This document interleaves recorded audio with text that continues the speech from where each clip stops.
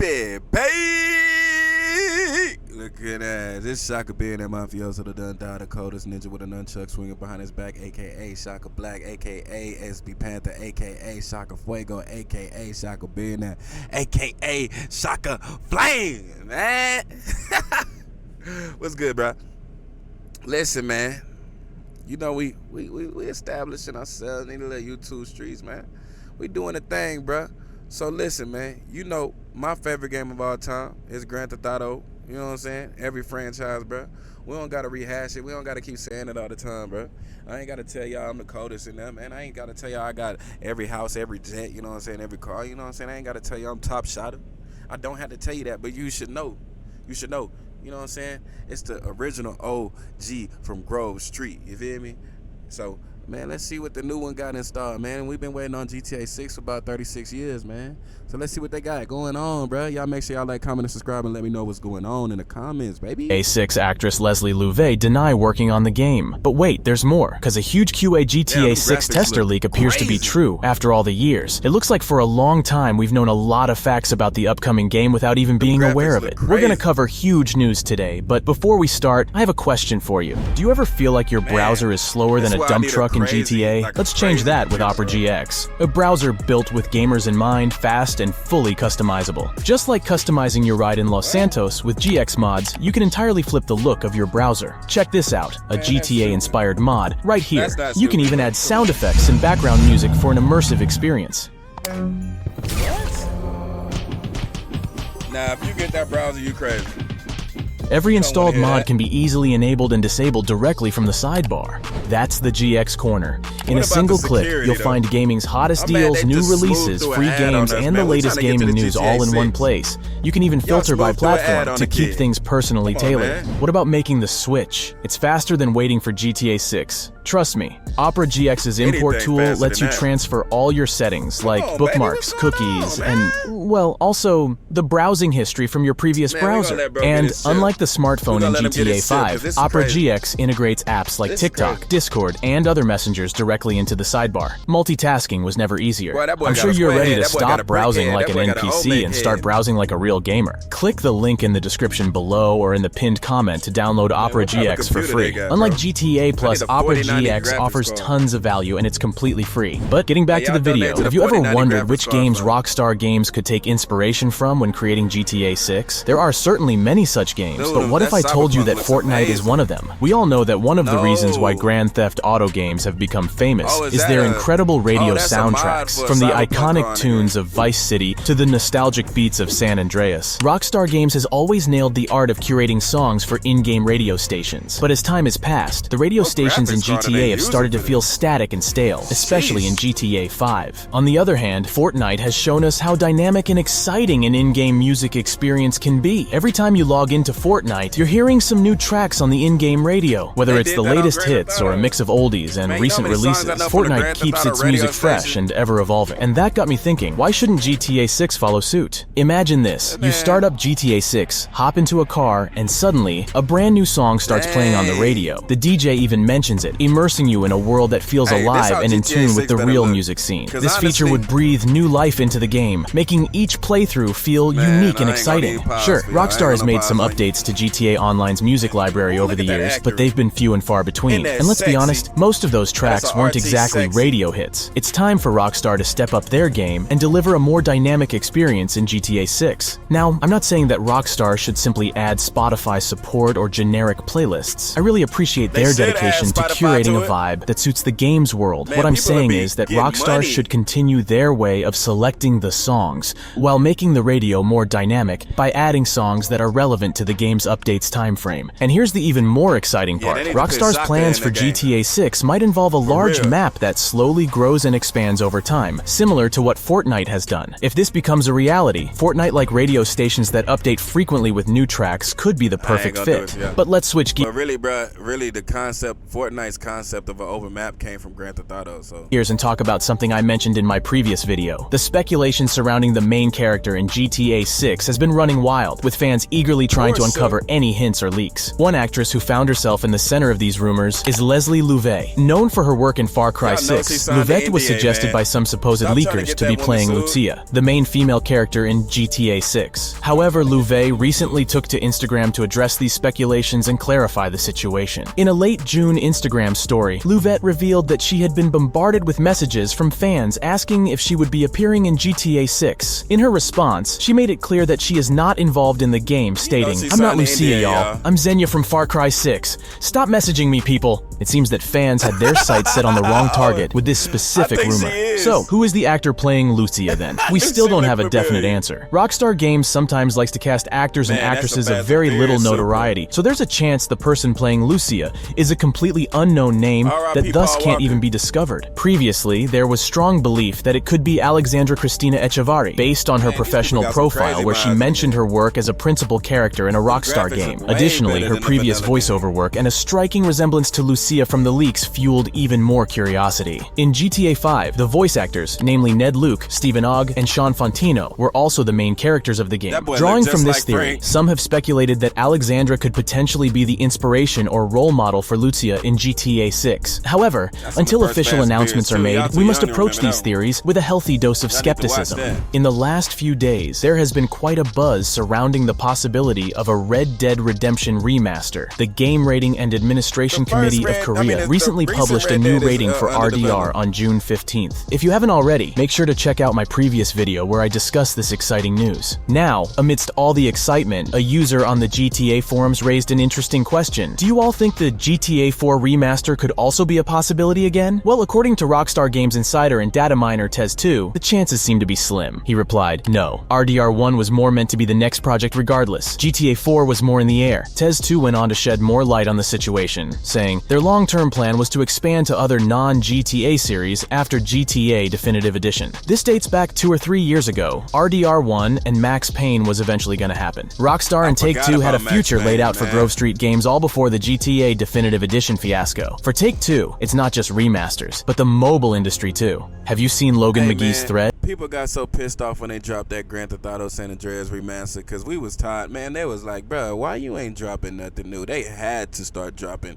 leaks and everything from Grand Theft Auto 6. Let's be real. Unknown to most, if not all of us, Take-Two recently acquired GameClub.io, which is now leading development on the Rockstar mobile launcher. If GSG didn't fumble the bag, they would have been the ones leading the development. GTA 4 was more of a possibility, and that was before GTA Definitive Edition. I think the important question is, if this happens to be true, who's leading development? If it's Rockstar themselves, then that would be surprising considering we're getting closer to GTA 6 release window. But this expands to a further discussion of how Rockstar have been thinking about solutions and ways over the past few years to work on 2 or more games simultaneously without having to slow down significantly while reaching a major blockbuster release like 6. If it's a new studio, then there's hope for more remasters.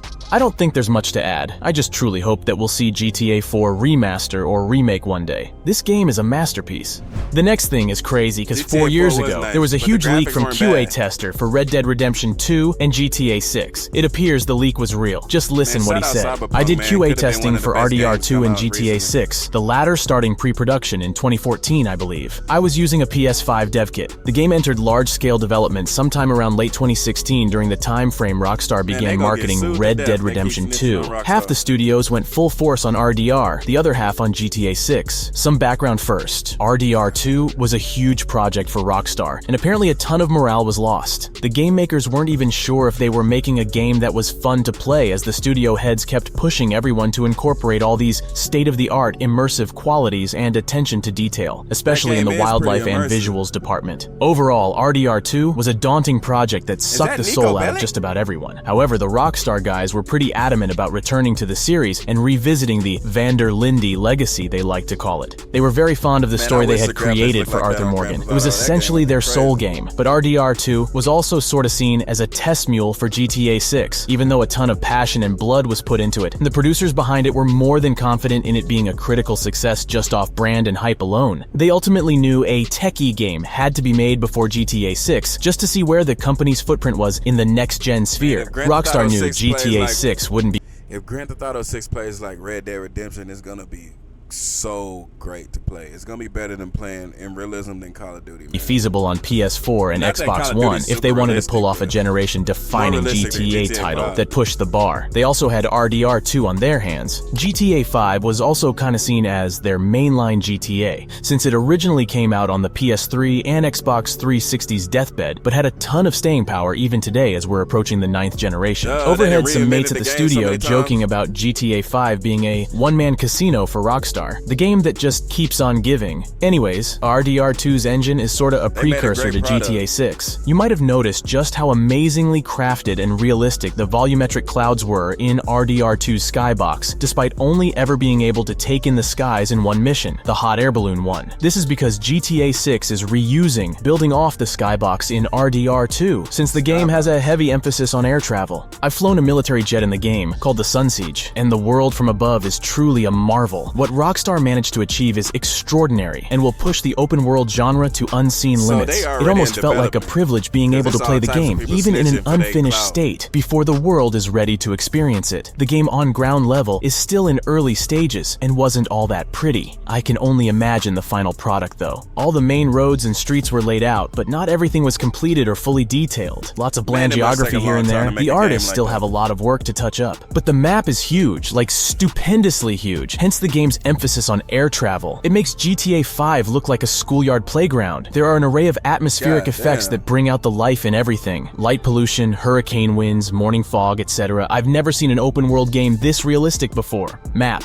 The playable game territory encompasses two major cities, Carcer City, which is sort of this dirty East Coast area based on Boston, Massachusetts, and Vice City based on Miami, Florida. Every individual county is named as well. I can't remember the names right now. I think Scout County was one. The game is also divided into 3 states. I spent more time in Carcer since I found it to be the more interesting city. It is however easy to get lost in since a lot of the roads are so spirally and don't always follow a classic grid pattern. The satire surrounding some of the historic US landmarks I discovered got a laugh out of me. I've encountered some deviant statues in the Charlestown knockoff area. I was told a historic tour would be a side attraction in the game. I also fast traveled via Blue Line train which took me to the airport area. There is also an abundance of towns, shanties, waterfronts, suburbs, hideouts, and wilderness between the two cities, and a military base in the Florida region where I stole my jet. I did a couple flyovers, but I didn't get to digest the map in its entirety on foot. If you fly up high enough, you get this atmospheric bloom effect. Think Google Earth. The countryside sorta transitions from Massachusetts-esque farmland and seasides. Fishing is a minigame. Didn't get to play it. Stretches of red oak forest and freeways treading through fields and towns to marshy grassland, and eventually a swampy Florida countryside not unlike the bayou from RDR2, just way bigger and less misty.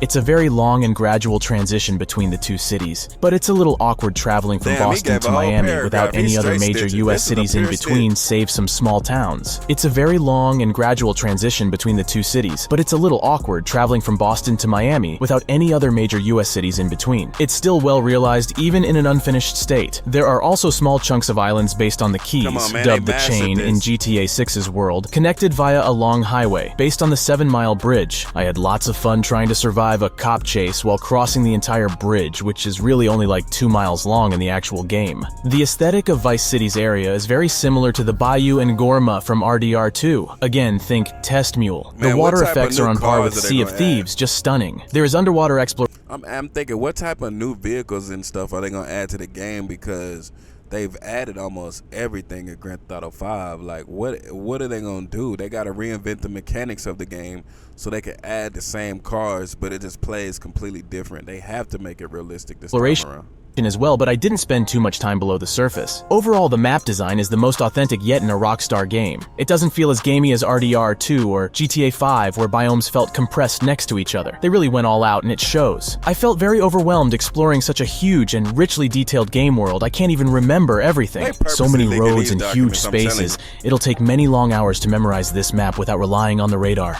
There was way more info, but I focused on the most important part. So as you can see, even though this message is from a few years ago, this guy knew a lot. Last year's leaks prove that many RDR2 mechanics are in GTA 6. Plus the Vice City map he mentioned appeared to be the main city in the game. The Carcer City is what interested me even more. It's a fascinating connection to a different Rockstar IP, Manhunt. While the previous GTA games from the 3D era subtly referenced Manhunt through minor Easter eggs, the possibility of seeing the city in one of the future GTAs seemed impossible. Overall, his whole message seemed to be legit. Of course, there may be a big part of things Rockstar was only testing, and we won't see them in the final product. It's possible that the game will come out with just the Vice City map at first, and then will be expanded with Carcer City and other locations. Let me know in the comments down below, what do you think about all of this? So, since we covered all the news today, I want to take a moment to shout out all my amazing— Hey man, I don't know who this guy is. I think his name Enter.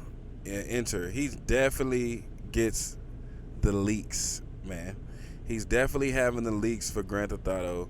Man, I wonder what it's gonna play like. I wonder what it's gonna be like. I hope we don't have to wait another 4 or 3 years, man. We've been waiting on it for a while, so I need that. Tell Rockstar I need that.